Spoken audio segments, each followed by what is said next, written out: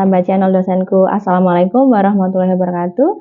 Bertemu kembali dengan saya pada hari ini. Saya akan menyampaikan tema mengenai teknik komunikasi. Sebelum kita memasuki dan membahas mengenai tema teknik komunikasi, saya ingatkan kembali untuk subscribe dan juga nyalakan tombol loncengnya dan beserta berikan like dan komennya ya. Sebelumnya saya ucapkan terima kasih untuk teman-teman sahabat channel dosenku yang sudah subscribe channel ini. Semoga teman-teman semua selalu diberikan kesehatan. Guys, ngomong-ngomongan. Cowok, cewek, yang penting subscribe. Kalau enggak, ntar digigit cacing. Oke, dadah, assalamualaikum.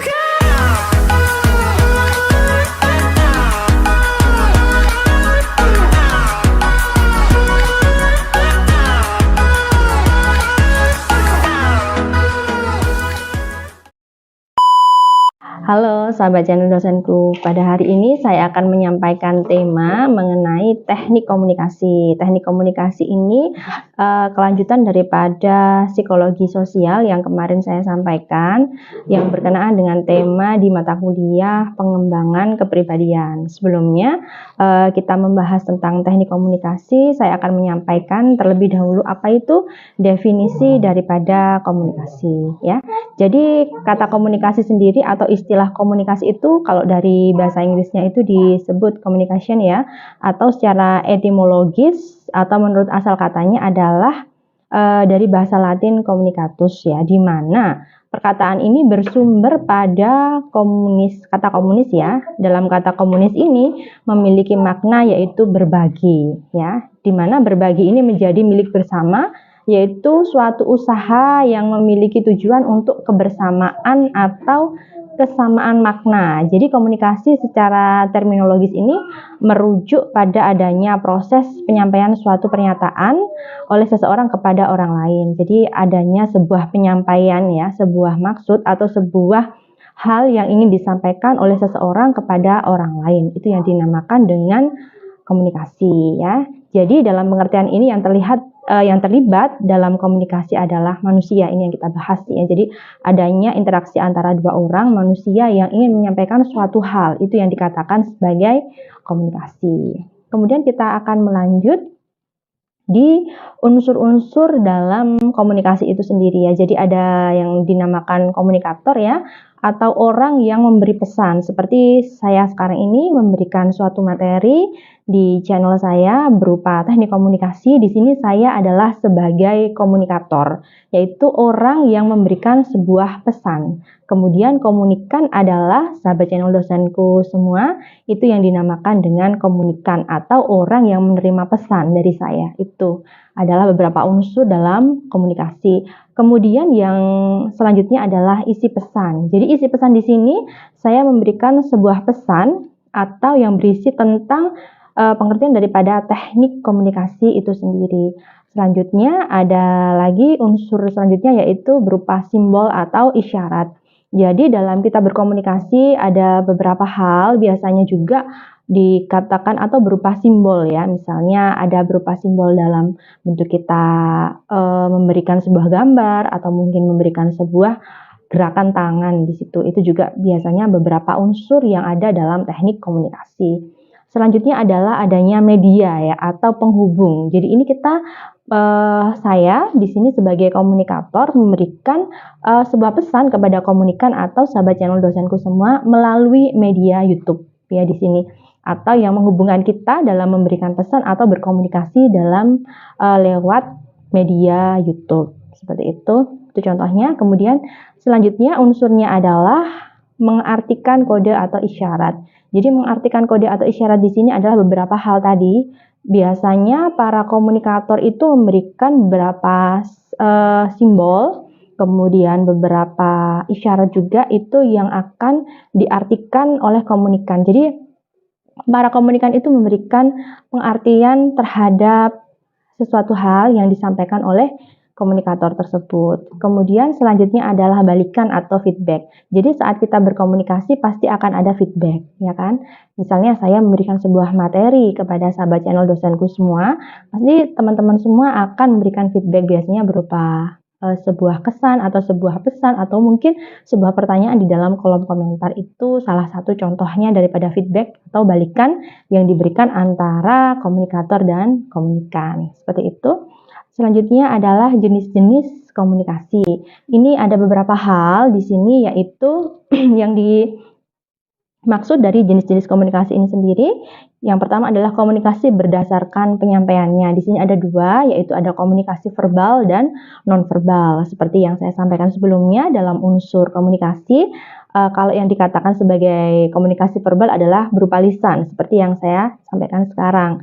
Kemudian kalau komunikasi nonverbal itu biasanya tertulis. Jadi biasanya dulu ya, sebelum adanya handphone, kita biasanya kalau berkirim pesan bisa melalui surat ya atau pesan tertulis yang dikirim melalui pos kemudian diberikan kepada alamat yang kita tuju untuk memberikan sebuah kabar atau mungkin berita. Itu yang dikatakan komunikasi nonverbal atau dalam bentuk tertulis ya. Itu ada dua hal yang dinamakan sebagai komunikasi berdasarkan penyampaiannya.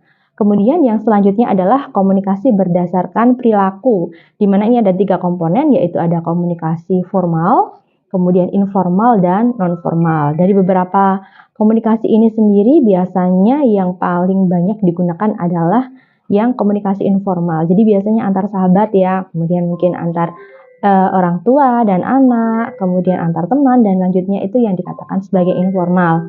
Kemudian kalau komunikasi formal biasanya pada beberapa forum atau acara yang disiarkan atau mungkin seminar seperti itu ya, bisa dikatakan sebagai komunikasi formal. Yang poin ketiga adalah komunikasi non-formal. Jadi itu tadi yang seperti disampaikan ya, kalau informal itu tadi bisa antar anggota keluarga atau mungkin antar teman dan lain-lain itu tadi ya. Kemudian kita akan membahas jenis komunikasi yang ketiga, yaitu komunikasi berdasarkan kelangsungannya ya. Ada komunikasi langsung dan tidak langsung. Kalau yang kita lakukan saat ini kan tidak langsung ya, karena kan berupa dalam media sosial ya, atau berupa YouTube ini kita saat komunikasinya, kalau komunikasi langsung otomatis kita bersinggungan secara langsung, seperti itu. Selanjutnya ini kita akan membahas komunikasi berdasarkan maksud daripada komunikasi. Ini ada 4 kategori. Yang pertama adalah berpidato, kemudian memberikan ceramah, wawancara, serta memberi perintah atau sebuah tugas. Itu kalau yang berdasarkan maksud daripada komunikasi. Selanjutnya adalah komunikasi berdasarkan ruang lingkup, di mana ini juga ada 2 kategori, ada komunikasi internal dan juga komunikasi eksternal ya. Ini juga sudah sering mungkin ya teman-teman sahabat channel dosenku semua mendengar komunikasi internal ataupun komunikasi eksternal ini. Selanjutnya kita akan membahas yaitu komunikasi berdasarkan jumlah yang berkomunikasi. Jadi ada yang komunikasi perseorangan serta komunikasi kelompok. Jadi kalau untuk komunikasi perseorangan ini biasanya antar individu ya. Jadi ada 2 orang atau mungkin seperti saya ini dikatakan sebagai komunikasi perseorangan. Tapi kalau komunikasi kelompok itu kita dalam bentuk forum ya. Jadi mungkin dalam saat rapat dalam sebuah organisasi atau mungkin dalam sebuah kelompok atau komunitas itu dikatakan sebagai komunikasi kelompok. Selanjutnya yaitu komunikasi berdasarkan peranan individu. Di sini juga ada 3 kategori. Yang pertama adalah komunikasi antar individu dengan individu yang lain. Jadi hanya ada 2 orang ya di sini, 1 individu dan 1 individu. Jadi mereka melakukan sebuah komunikasi di mana pasti akan ada feedback. Jadi antara komunikan dengan komunikator. Selanjutnya yaitu komunikasi antar individu dengan lingkungan yang lebih luas. Ini contohnya seperti yang saya sampaikan tadi. Jadi seperti dalam sebuah komunitas ya tertentu itu bisa dikatakan sebagai komunikasi antar individu dengan lingkungan. Selanjutnya yaitu komunikasi antar individu dengan 2 kelompok atau lebih. Ini adalah disebut dengan komunikasi massa ya, atau komunikasi yang lebih luas. Jadi lebih daripada 1 komunitas. Jadi beberapa komunitas tergabung dalam sebuah forum komunikasi itu tadi. Kemudian kita akan membahas lagi yaitu mengenai fungsi daripada komunikasi. Di sini ada 4 untuk fungsinya, di mana yang pertama adalah sebagai pengendalian. Ya, contohnya adalah jika ada seorang pegawai diminta terlebih dahulu mengkomunikasikan setiap keluhan yang berkaitan dengan pekerjaan ke atasan sesuai dengan uraian tugasnya atau sesuai dengan kebijakan, komunikasi ini menjalankan fungsi pengendalian, namun komunikasi informal juga mengendalikan perilaku. Jadi dalam pengendalian ini yaitu pasti akan ada sebuah hal untuk dilakukan beberapa tingkatan itu tadi ya dalam pengendalian ini. Ya kan, dan jadi fungsi komunikasi dalam pengendalian ini adalah jika ada sebuah permasalahan atau sebuah problem dalam salah seorang karyawan, pasti akan ada sebuah pengendalian untuk penyelesaian masalah tersebut dengan cara berkomunikasi seperti itu. Selanjutnya adalah sebagai motivasi ya. Jika dalam sebuah perusahaan ada seseorang karyawan di mana karyawan tersebut memiliki kinerja yang cukup rendah daripada karyawan yang lainnya. Mungkin bisa dilakukan komunikasi ini adalah untuk memberikan motivasi agar karyawan tersebut bisa meningkatkan kinerjanya lebih bagus atau mungkin setara dengan teman-teman yang lainnya. Itu juga fungsinya. Kemudian fungsi yang ketiga adalah pengungkapan emosi. Jadi seperti yang saya sampaikan tadi, ada beberapa jenis komunikasi tadi.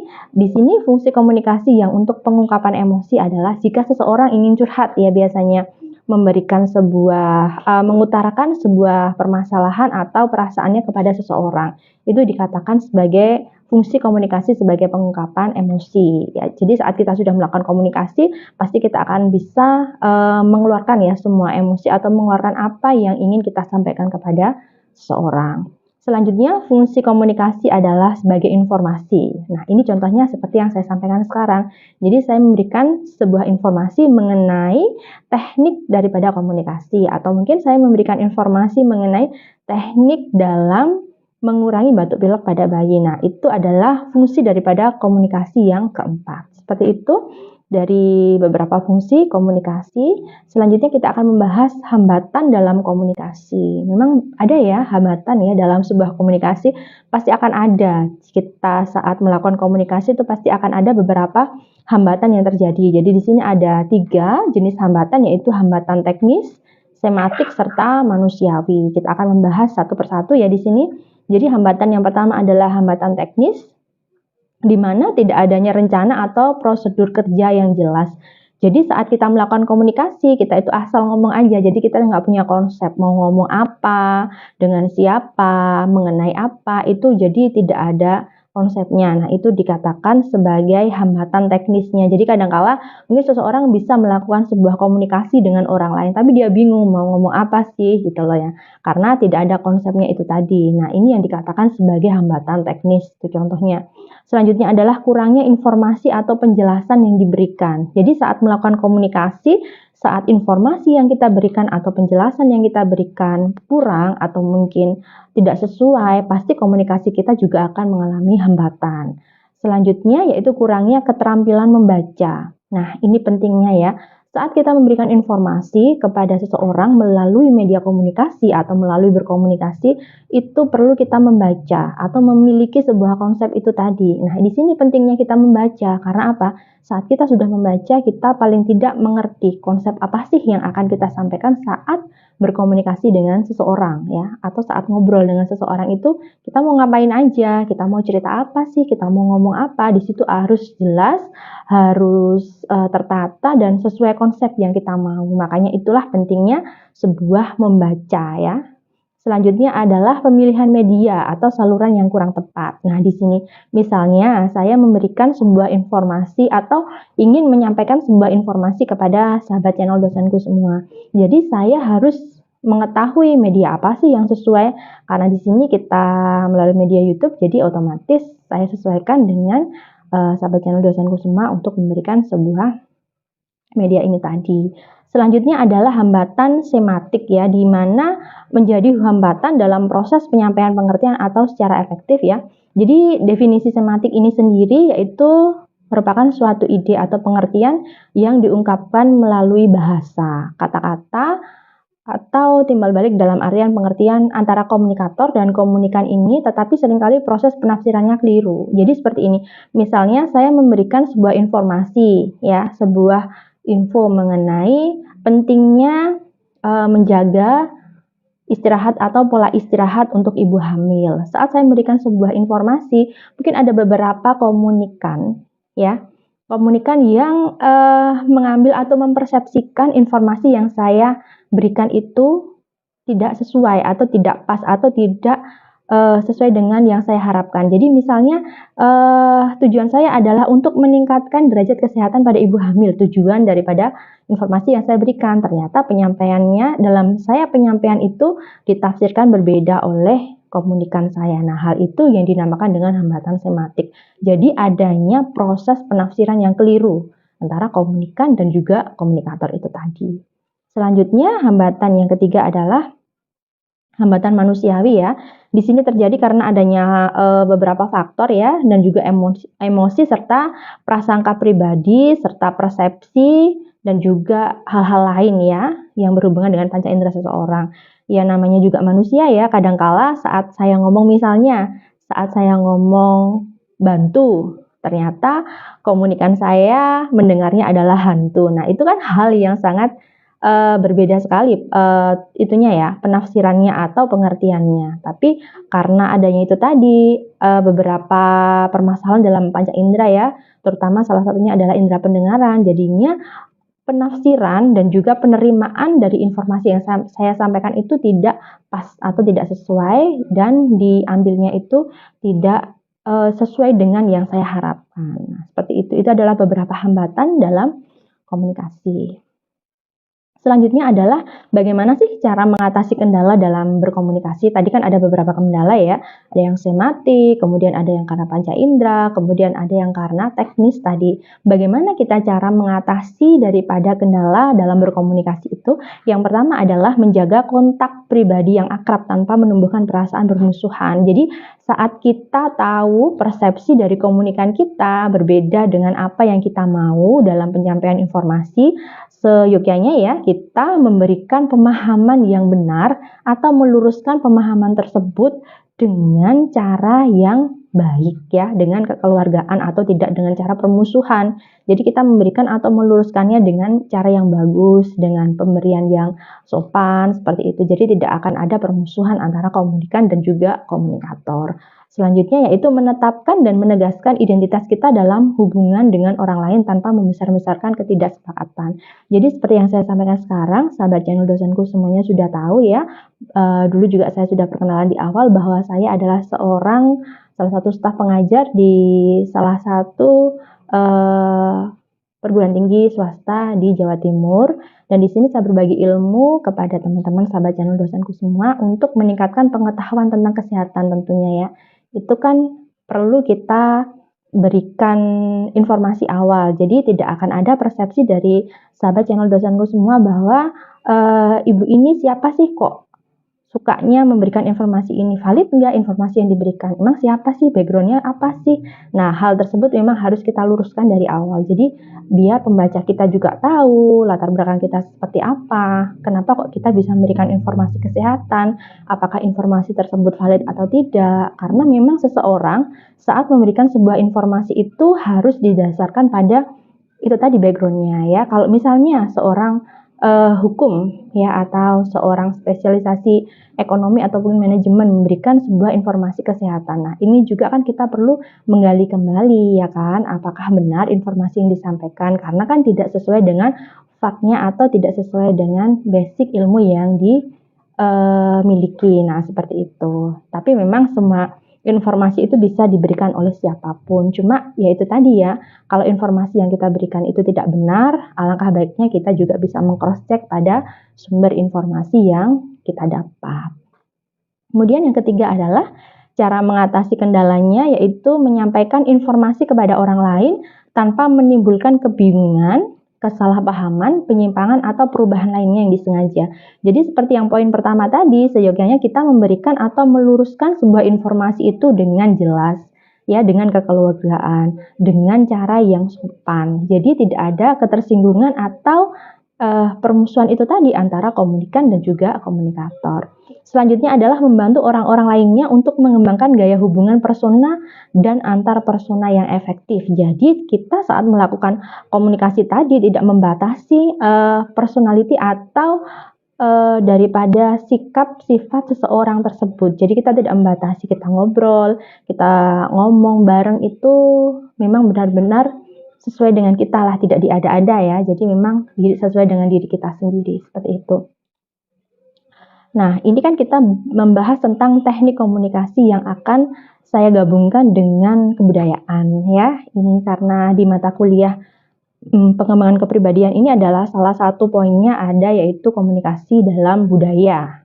Nah, ini kita akan membahas sedikit mengenai definisi daripada kebudayaan ya. Jadi kebudayaan itu sendiri yaitu sistem pengetahuan yang meliputi sistem ide atau gagasan yang terdapat dalam pikiran manusia, sehingga dalam waktu kehidupan sehari-hari kebudayaan itu bersifat abstrak ya. Sedangkan perwujudan kebudayaan adalah benda-benda yang diciptakan oleh manusia dan makhluk yang berbudaya berupa perilaku dan benda-benda yang bersifat nyata. Misalnya ada pola-pola perilaku, kemudian bahasa, dan juga lainnya ya. Ini adanya organisasi sosial, kemudian religi, seni, dan lain-lain. Jadi antara komunikasi dan kebudayaan sendiri itu sangatlah erat kaitannya ya. Tidak ada budaya tanpa adanya komunikasi, begitu pula sebaliknya. Jadi ada hubungan yang sangat erat antara kebudayaan dan juga komunikasi. Jadi dalam sebuah kebudayaan itu pasti membutuhkan komunikasi yang bagus. Dan dalam sebuah komunikasi biasanya ada identitas sebuah kebudayaan. Seperti itu. Nah, ini kita akan membahas hubungan komunikasi dan kebudayaan ya. Jadi yang pertama adalah komunikasi adalah budaya dan budaya sendiri itu merupakan komunikasi. Kenapa bisa seperti itu? Karena komunikasi dan budaya itu mempunyai hubungan timbal balik ya. Seperti dua sisi mata uang, kita tahu sendiri dua sisi mata uang ini ya. Jadi kalau satunya kebalik, satunya pasti juga kebalik lagi. Jadi saling bergantungan ya. Saling bergantungan. Budaya sendiri menjadi bagian dari perilaku komunikasi. Dan pada gilirannya komunikasi pun turut menentukan, memelihara dan mengembangkan atau mewariskan sebuah budaya itu. Makanya komunikasi itu dinamakan dengan budaya, sehingga budaya sendiri adalah merupakan sebuah komunikasi. Kemudian bentuk-bentuk interaksi antar budaya sesungguhnya secara langsung atau tidak melibatkan sebuah komunikasi, di mana pentingnya komunikasi antar budaya mengharuskan semua orang untuk mengenal panorama dasar-dasar komunikasi antar budaya itu sendiri. Jadi tidak ada komunitas jika tidak ada masyarakat dan tidak ada kebudayaan tanpa sebuah komunikasi. Nah, disinilah pentingnya kita mengetahui komunikasi antar budaya itu sendiri seperti apa. Kita lanjut ya. Nah, dalam kenyataan sosial sendiri, manusia itu tidak dapat dikatakan berinteraksi sosial kalau dia tidak berkomunikasi. Ya kan? Nggak mungkin kan kita hidup sendiri, diem, tidak ngobrol dengan siapapun, hidup diem aja di rumah sendiri, nggak pernah ngomong sama orang, nggak mungkin kan? Pasti kita sedikit banyak pasti akan melakukan komunikasi dengan seseorang, ya kan? Kemudian dapat dikatakan pula bahwa interaksi antar budaya yang efektif sangat tergantung dari komunikasi antar budaya itu sendiri. Dan di sini ada unsur-unsur pokok yang mendasari proses komunikasi antar budaya ya. Di sini ada terdiri dari dua istilah ya, atau dua konsep, yaitu ada konsep budaya dan juga konsep komunikasi. Jadi hubungan memang antar budaya dan juga sebuah komunikasi itu seperti mata uang tadi ya. Jadi komunikasi itu adalah bagian daripada sebuah kebudayaan dan kebudayaan pun membutuhkan sebuah komunikasi. Nah, selanjutnya adalah hubungan tersebut dapat dijelaskan sebagai berikut ya. Jadi komunikasi sendiri itu berhubungan dengan budaya dalam artian seperti ini. Melalui komunikasi kita bisa membentuk sebuah kebudayaan. Dan budaya itu sendiri merupakan komunikasi. Artinya kebudayaan itu menentukan aturan dan pola-pola komunikasi. Serta keseluruhan perilaku komunikasi individu terutama tergantung pada kebudayaannya. Jadi perilaku individu itu pasti tergantung pada kebudayaannya. Jadi seperti saya ya, saya terlahir di suku Jawa.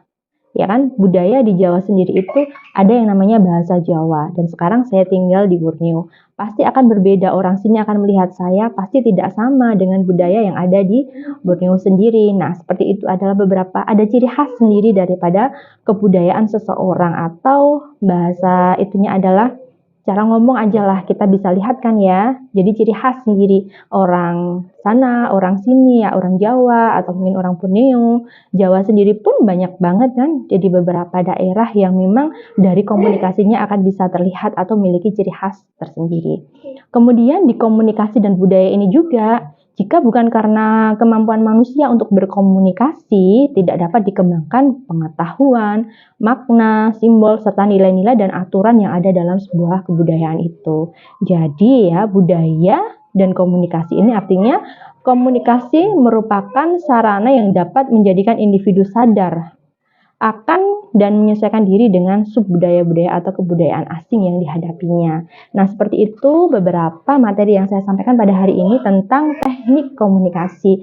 Jadi, pada dasarnya kita dimanapun berada dengan budaya asal kita, seyogianya kita juga bisa menerima budaya asal daripada tempat yang kita tuju ya. Seperti adanya saya sendiri, dimanapun kita berada, kita harus tetap menjunjung budaya asli kita dan juga menghargai budaya tempat kita menuju. Seperti itu ya teman-teman semua. Demikian materi saya pada hari ini, semoga bermanfaat mengenai teknik komunikasi dan harapannya akan bisa memberikan beberapa ilmu atau beberapa materi dan pengalaman mengenai teknik komunikasi dan juga penyampaian teknik komunikasi dalam sebuah kebudayaan. Semoga bermanfaat untuk kita semua. Saya akhiri di sini. Wassalamualaikum warahmatullahi wabarakatuh. Jangan lupa untuk subscribe, nyalakan tombol loncengnya, dan klik like, serta kasih komen teman-teman semua ya tentang teknik komunikasi pada hari ini. Sampai jumpa.